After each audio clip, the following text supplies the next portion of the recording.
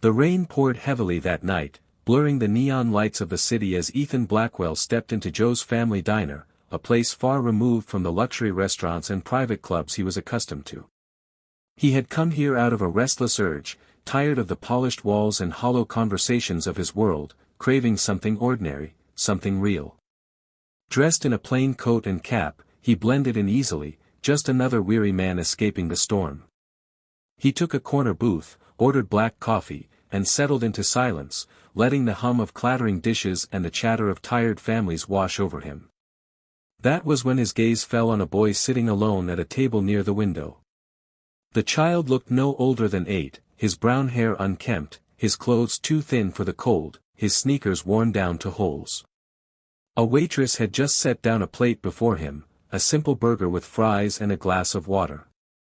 Ethan expected the boy to devour the meal, but to his surprise, the child only took one small bite before pushing the plate gently aside. He sat there staring at it, his small hands clenched as though torn by a silent battle within. The waitress leaned closer, her brows knitting with concern, and Ethan strained to catch the boy's soft words. I need to save it, he whispered, his voice trembling, it's for my sister. The sentence pierced through Ethan like a blade, pulling him out of the comfort of his anonymity and striking a chord he hadn't felt in years. He remembered his own childhood, the days when food was scarce and his mother went hungry so he could eat, memories buried beneath decades of wealth and power but never truly erased. He watched as the boy carefully guarded the plate, his eyes filled with a mixture of hunger and love so deep it broke the billionaire's heart. For the first time in years, Ethan wasn't thinking about business deals or profit margins. Instead, he sat frozen, staring at a child whose simple act of sacrifice carried more strength than any fortune he had ever built. Something inside him shifted, though he didn't yet know that this quiet moment in a small diner would change the course of his life forever.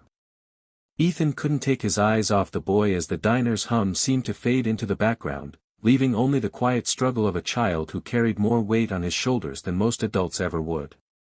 The waitress, a kind woman with tired eyes, crouched beside the table and asked gently where his parents were. The boy lowered his gaze to the floor, his small fingers gripping the edge of the plate as if it were the only thing anchoring him to the world. It's just me and her, he murmured, his voice barely audible over the clink of silverware. She's gone. And Dad, he never came back. The word struck Ethan with the force of a blow, stirring memories of his own father who had abandoned him long ago. He saw the boy's thin hands shake as he pulled a crumpled dollar bill from his pocket, holding it out desperately to the waitress. Please, let me take it home. My sister, she hasn't eaten. Ethan's throat tightened, an ache spreading in his chest that no wealth or success had ever been able to soothe. He rose slowly from his booth, walked over, and knelt so he was level with the boy's wary eyes. Hey, champ, Ethan said softly, his voice stripped of its usual commanding tone, what's your name? The child hesitated, as though unused to kindness, then whispered, Liam. Ethan smiled faintly, though his heart broke at the fear hidden behind those eyes.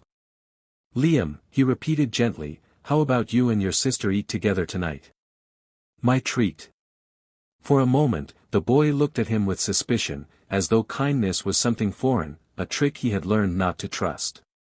But hunger is stronger than fear, and slowly, Liam gave a small, cautious nod. Ethan waved to the waitress, ordering 2 full meals to go, and told her to add desserts as well. The boy's lips parted in surprise, but he said nothing, clutching the paper bag when it finally arrived like it was treasure. Watching him, Ethan felt something shift deep within him, a sense that fate had pushed him into this moment for a reason. He didn't yet know where it would lead, but he knew one thing for certain, he couldn't let Liam walk back into the night alone. With the bag of food held tightly against his chest, Liam finally allowed Ethan to walk beside him, though his small steps carried both reluctance and urgency, as if he feared this moment of kindness might vanish if he lingered too long. The city streets grew darker and quieter as they left the glow of the diner behind, the rain easing into a steady drizzle that soaked through the boy's thin jacket. Ethan followed silently, his heart twisting at the sight of Liam's frail figure braving the night alone, and after several blocks they arrived at a crumbling apartment building on the far edge of town. The windows were cracked, the walls stained with years of neglect, and the dim hallway smelled of dampness and dust. Liam led him up a narrow staircase, his small hand struggling with the weight of the door as he pushed it open. Inside, the room was barely more than a shell. 2 worn mattresses lay on the floor without sheets, a single flickering bulb hung from the ceiling, and the cold air seeped through broken windowpanes. In the corner sat a little girl, no more than 5, her blonde hair tangled around her face as she hugged a threadbare teddy bear to her chest. At the sight of her brother, her eyes lit up, and she scrambled to her feet. "Liam! Did you get food?" she whispered, her voice fragile with hope. Liam smiled weakly and hurried to her, placing the bag in her hands as though it contained the world itself. "It's for you, Emma," he said, his voice trembling with relief. Ethan stood at the doorway, frozen, his throat tight as he watched the little girl eagerly pull out the burger, her small hands shaking as she took a bite. She looked far too thin, her cheeks pale, her frame fragile, and yet her smile was radiant as she whispered, "It's so good." Liam sat beside her, watching her eat first before touching his own portion, his eyes filled with a love and responsibility far too heavy for a child. Ethan felt something inside him break. He had seen empires rise and fall, fortunes made and lost, but nothing had ever humbled him the way these 2 children did. Standing there in the shadows of poverty and sacrifice, he realized he couldn't turn his back. He knew in that moment that he had been brought here for a reason, and walking away was no longer an option. Ethan lingered in that dim apartment long after the children had begun eating, his heart heavy with emotions he hadn't felt in decades. Watching Liam tear his burger in half just to make sure Emma had enough, Ethan realized that true wealth wasn't measured in stocks, estates, or private jets, it was measured in love, sacrifice, and the ability to give when you had little left. He quietly stepped outside, pulling out his phone, and with a few calls summoned the vast resources that his fortune provided. By the next morning, bags of groceries filled the children's small kitchen, blankets and warm clothes replaced the thin ones they had clung to, and a doctor arrived to examine Emma, ensuring her health would no longer be at risk. But Ethan didn't stop there.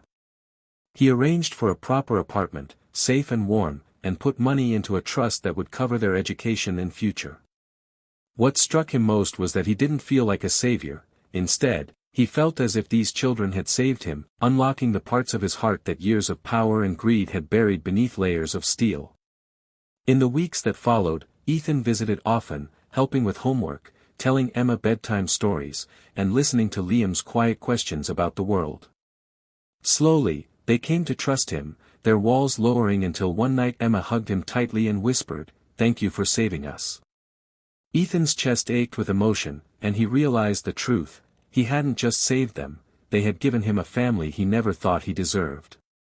For years, he had lived in penthouses filled with silence, his days consumed by deals and his nights by loneliness, but now, with 2 children curled beside him on a worn sofa, he felt richer than ever.